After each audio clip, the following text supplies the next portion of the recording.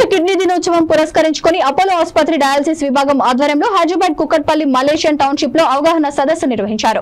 ఈ కార్యక్రమానికి ముఖ్య అతిథిగా Apollo Life Style CEO Sriram Iyer, Apollo Health Clinics ప్రతినిధి వైద్యులు సుధాకర్ రావు హాజరై గృహ సముదాయం వాసులకు అవగాహన కల్పించారు. కిడ్నీ విషయంలో అప్రమత్తంగా ఉండి ఆహార నియమాలు ఖచ్చితంగా పాటించాలని సూచించారు. శరీరానికి కావాల్సిన తాగునీరును అవసరమైన పాలల్లో నిత్యం తీసుకోవాల్సిందిగా సూచించారు. తరచుగా కిడ్నీ పరీక్షలు చేసుకుంటూ ఉండడం మంచిదన్నారు.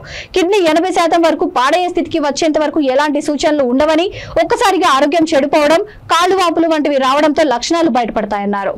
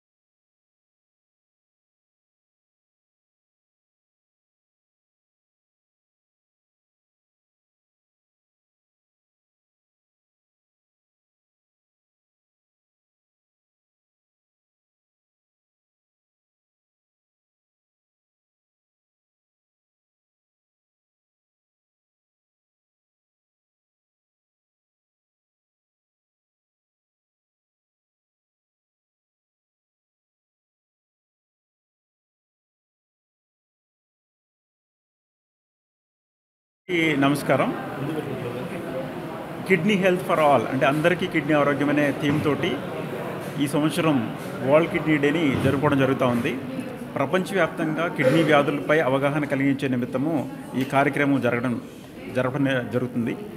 సో మనం స్టాటిస్టిక్స్ చూసినట్టయితే శాస్త్రీయ నివేదిక ప్రకారం దరిదాపుగా ప్రతి మిలియన్ పాపులేషన్లో 800 మంది CKDతో బాధపడుతున్నారు. వారిలో 240 మంది ESRD అంటే ఎండ్ స్టేజ్ రీనల్ డిసీజ్తో బాధపడుతున్నారు అన్నమాట. దీనికి ప్రధానమైన కారణం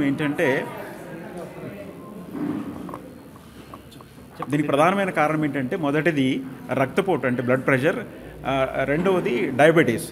ఈ రెండు కారణాల వల్ల చాలామంది కిడ్నీ వ్యాధులు బారిన పడుతున్నారు అనమాట. సో వీరందరికీ అవగాహన కల్పించే నిమిత్తము ఈ world kidney day. I'm nephrologist. So ఈ వరల్డ్ కిడ్నీ డే రోజు మనం సెలబ్రేట్ చేసుకుంటుంది safe medication practice. Safe medication practice అంటే చాలాసార్లు మనకు తెలియకుండానే అనవసరమైన మందులు తీసుకుంటూ ఉంటాం. దీనివల్ల మన బాడీలోని అవయవాలు చాలా ఎఫెక్ట్ అయ్యే ఛాన్స్ ఉంటుంది, ఎస్పెషల్లీ కిడ్నీస్. మనం చూసే కిడ్నీ వ్యాధుల్లో ఆల్మోస్ట్ 10 to 15% అన్నెసరీ మెడికేషన్స్ వల్ల, అన్నెసరీ పెయిన్ కిల్లర్స్ వల్ల కిడ్నీలు పాడైపోయి డయాలసిస్, ట్రాన్స్ప్లాంట్ చేసుకునే వాళ్ళే ఉంటారు.